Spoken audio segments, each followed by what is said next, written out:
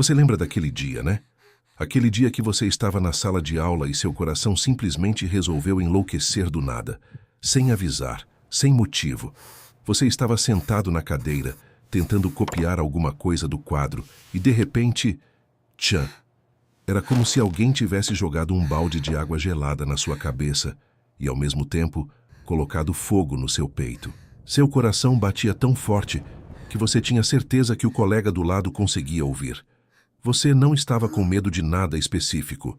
Não tinha nenhuma prova difícil. Não tinha nada de errado acontecendo. Era uma terça-feira comum, com sol lá fora, e seu corpo estava agindo como se um urso estivesse prestes a te atacar.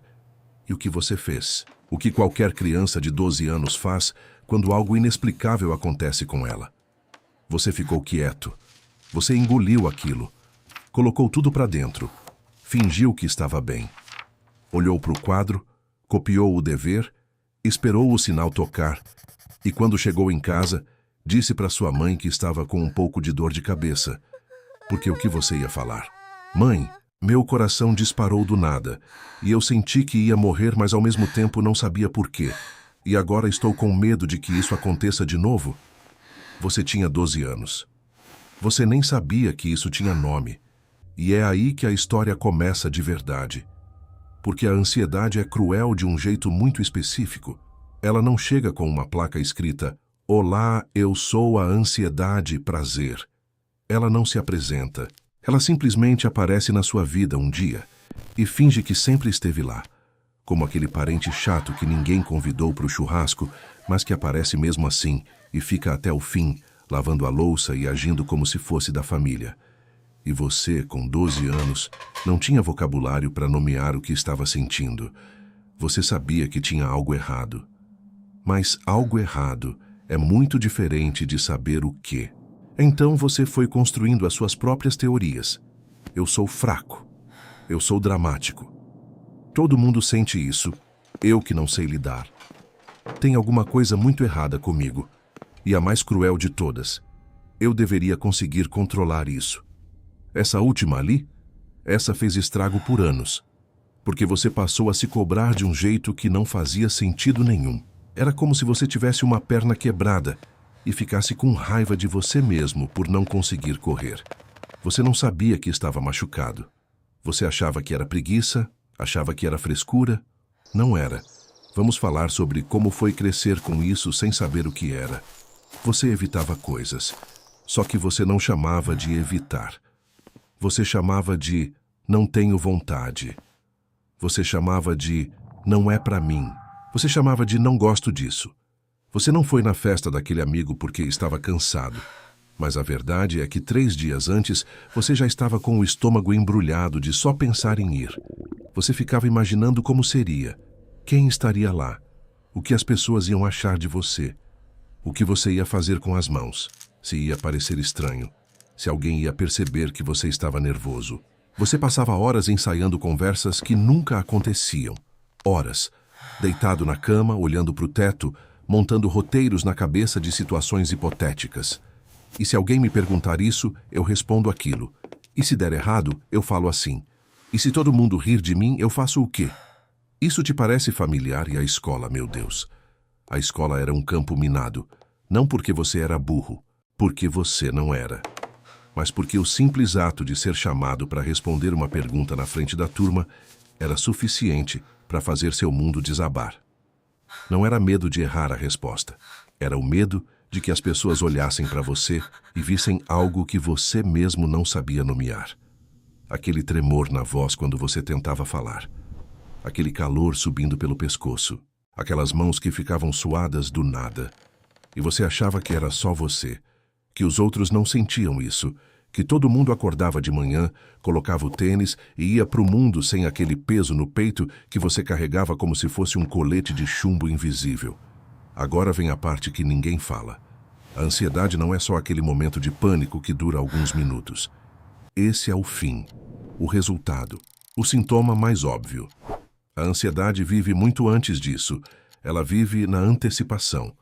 Ela mora no "e se", no futuro que não aconteceu, nas catástrofes que você constrói com uma perfeição assustadora na sua cabeça. Você era um arquiteto do desastre. Conseguia pegar uma situação simples e, em questão de minutos, chegar no pior cenário possível com uma lógica que fazia todo sentido dentro da sua cabeça. Vou na reunião amanhã. Ok, normal. E se eu fizer alguma coisa errada? Possível. E se eu fizer algo errado e meu chefe me demitir? Espera agora. E se eu for demitido e não conseguir outro emprego e perder meu apartamento e minha família ficar desapontada comigo e eu ficar sozinho e... Você estava na reunião de amanhã e de alguma forma já tinha chegado na sua própria ruína em menos de 5 minutos de pensamento. Isso é ansiedade. Isso é o seu cérebro trabalhando contra você a uma velocidade impressionante. E o pior, você achava que era precaução. Você achava que estava sendo responsável. Só estou me preparando para o pior. Como se ensaiar o desastre fizesse ele não acontecer. Você também dormia mal, né? Não era insônia no sentido clássico. Era que a hora de dormir se tornava a hora que seu cérebro resolvia processar tudo o que tinha acontecido no dia, tudo o que podia dar errado amanhã, e também algumas coisas aleatórias da 8ª série que você nunca tinha resolvido direito, e que voltavam do nada para assombrar você às 2 da manhã. Você ficava deitado, olhando para o escuro, e seu cérebro ficava ligado no modo análise de risco total. Era como tentar dormir enquanto alguém gritava lista de problemas no seu ouvido, e você tentava, genuinamente tentava, parar de pensar. Mas aí pensava em parar de pensar, e aí pensava que não estava conseguindo parar de pensar. E aí ficava ansioso por não conseguir parar de pensar sobre a ansiedade que era causada pelos pensamentos que você não conseguia parar. Bonito ciclo, não é? Aí você acordava cansado, todo dia. E as pessoas falavam, dorme mais cedo, como se isso fosse uma solução que você simplesmente não tinha considerado ainda. Como se a questão fosse o horário e não o que acontecia dentro da sua cabeça quando você deitava. E o seu corpo. Vamos falar do seu corpo. A ansiedade não é só mental. Isso é uma das maiores mentiras que se conta sobre ela. Ela é física, muito física. Você tinha dores de barriga que os médicos não achavam causa. Você tinha dores de cabeça frequentes. Você tensionava o ombro e a mandíbula sem perceber. E às vezes acordava com o maxilar doendo de tanto apertar os dentes durante o sono. Você ficava com o músculo do pescoço duro como pedra. Às vezes seu coração disparava. Às vezes você sentia uma pressão no peito. Às vezes ficava com falta de ar sem razão aparente. E aí vinha o medo. Será que é do coração? Será que é algo grave? E você ia para o médico, fazia exame, dava tudo normal. Você está bem, fisicamente tudo está ótimo. E você saía do consultório com um resultado normal e continuava se sentindo péssimo. Só que agora com a culpa adicional de não ter nada de verdade que justificasse o que sentia. Porque a nossa cultura tem uma dificuldade enorme de entender que o que acontece na mente afeta o corpo. Que tensão emocional vira tensão muscular. Que medo constante vira sistema imunológico enfraquecido. Que ansiedade crônica é uma condição médica real, com sintomas físicos reais que merece atenção real. Mas ninguém te disse isso quando você tinha 12 anos. Ninguém te disse isso quando você tinha 16. Provavelmente ninguém disse por muito tempo ainda. Vamos falar de relacionamentos, porque a ansiedade estraga relacionamentos de um jeito silencioso e devastador. Você provavelmente era o amigo que se preocupava demais, que mandava mensagem para confirmar planos 3 vezes, que ficava com medo de incomodar, mas ao mesmo tempo precisava de reasseguração constante de que estava tudo bem entre vocês, que interpretava um ok seco como sinal de que a pessoa estava com raiva de você. Você leu aquela mensagem de 2 palavras e passou 1 hora analisando o ponto final. Ela colocou ponto. Normalmente ela não coloca ponto. Ela está brava? Eu fiz algo errado.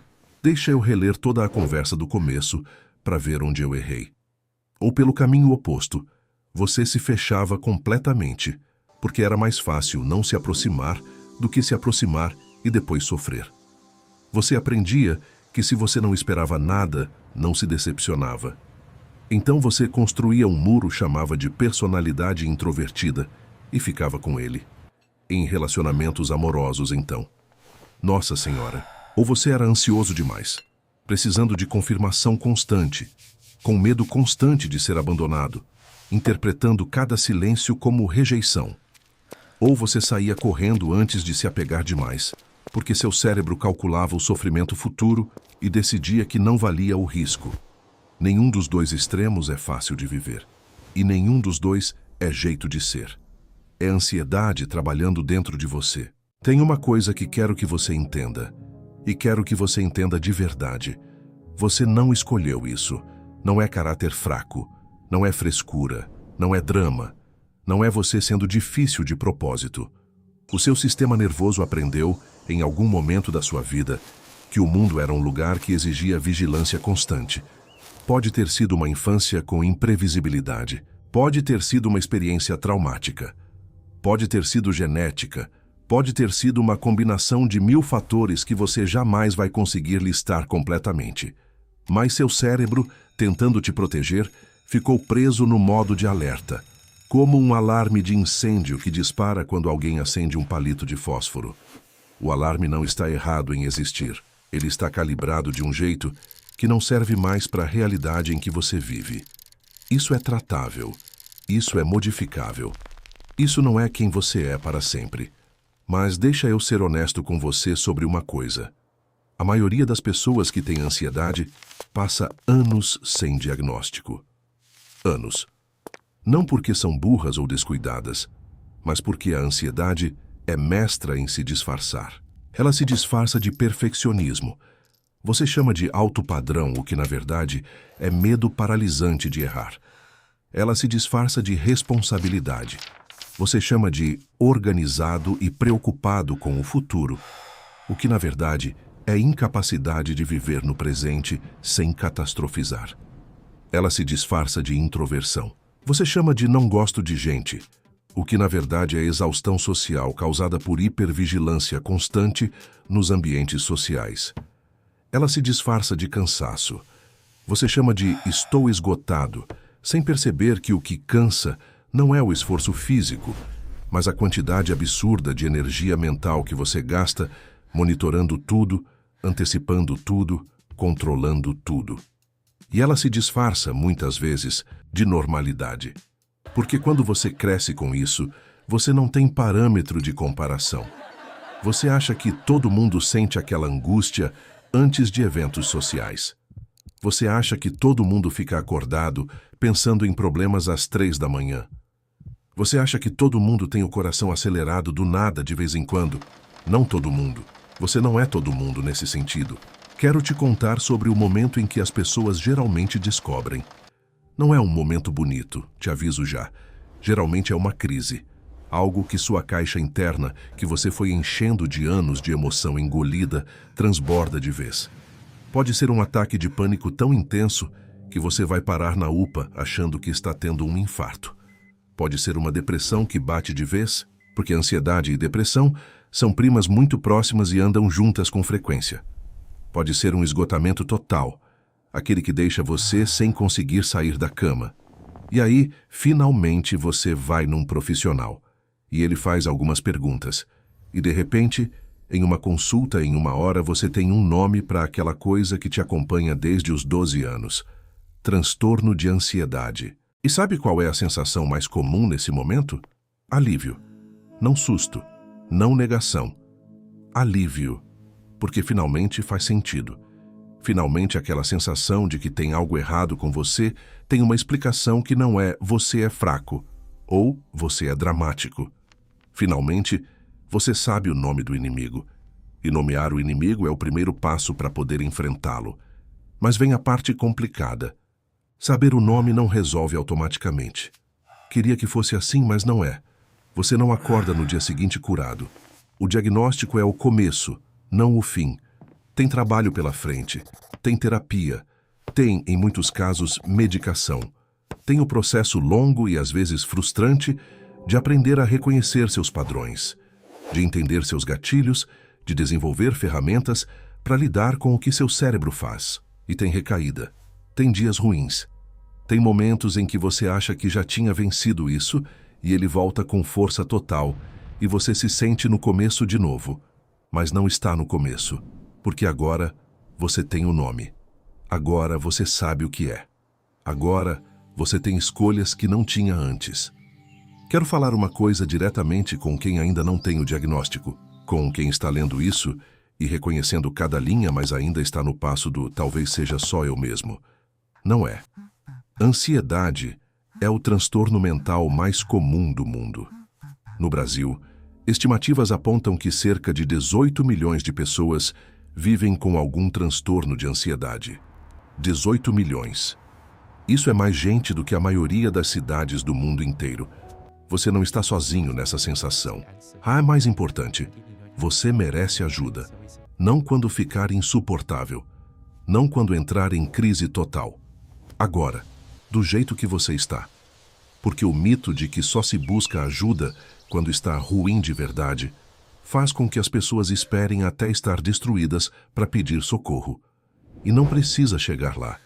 Você pode pedir ajuda hoje, do jeito que você está, com a sua ansiedade do dia a dia, que parece não ser grave o suficiente. É grave o suficiente. Tudo que interfere na sua qualidade de vida é grave o suficiente. Deixa eu te dizer o que muda quando você começa a tratar. Não é que a ansiedade desaparece como mágica. Honestidade total com você. O que muda é a relação com ela. Você começa a notar quando está acontecendo. Antes, era automático. Inconsciente, você já estava no meio da espiral antes de perceber que tinha começado. Com o tratamento, você começa a notar mais cedo. Tô catastrofizando de novo. E esse reconhecimento, por si só, já muda alguma coisa. Você aprende que os pensamentos ansiosos não são verdades. São pensamentos. O seu cérebro produz pensamentos como o seu coração produz batimento. Automático, involuntário. E você não precisa acreditar em tudo que seu cérebro produz. Você aprende a tolerar a incerteza um pouco mais. Porque a ansiedade odeia incerteza. Ela quer controle total, previsão total, segurança total. E você começa a aprender que não existe segurança total. E que não precisa existir para você sobreviver. Você começa a ocupar mais espaço. No mundo, nas conversas, nos seus próprios sonhos. Porque a ansiedade encolhe você. Ela te faz pequeno, cauteloso, evitante. E quando você começa a trabalhar ela, você começa a se expandir de volta para o espaço que sempre foi seu por direito. E sabe o que é mais bonito em tudo isso? Todas aquelas qualidades que a ansiedade deformou em você, elas continuam lá, mas de um jeito que serve para você, em vez de te destruir. Aquela sua capacidade de perceber detalhes que ninguém mais percebe, isso não é doença, é seu cérebro hiperativo trabalhando a seu favor. Aquela sua empatia enorme, que você sente as coisas tão profundamente que às vezes dói, é um presente quando não está te consumindo. Aquela criatividade, aquela cabeça que nunca para de funcionar, pode ser uma bênção quando direcionada. A ansiedade pegou essas coisas e distorceu. O tratamento não tira essas coisas de você, ele ajusta o ângulo. Coloca de volta no lugar certo. Para finalizar, quero falar com você de 12 anos. Aquela criança que estava sentada na carteira, com o coração disparado sem saber o que estava acontecendo. Olha, você não estava ficando louco. Você não era fraco. Aquele coração acelerado era seu corpo gritando algo que você não tinha palavras para dizer ainda. Vai demorar. Não vou mentir para você. Vai demorar até você ter o nome para isso. Vai demorar até você buscar ajuda. Vai demorar até você entender que merece cuidado. Mas você vai chegar lá.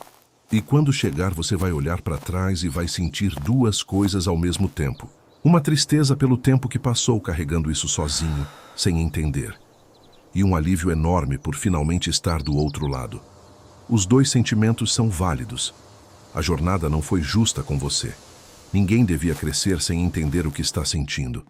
Ninguém devia passar anos se chamando de fraco por ter um transtorno que não escolheu ter. Mas você chegou até aqui. Está lendo isso. Está reconhecendo partes da sua história. E isso por si só já é um começo. O nome é ansiedade. E agora que você sabe, você pode começar a fazer algo com isso.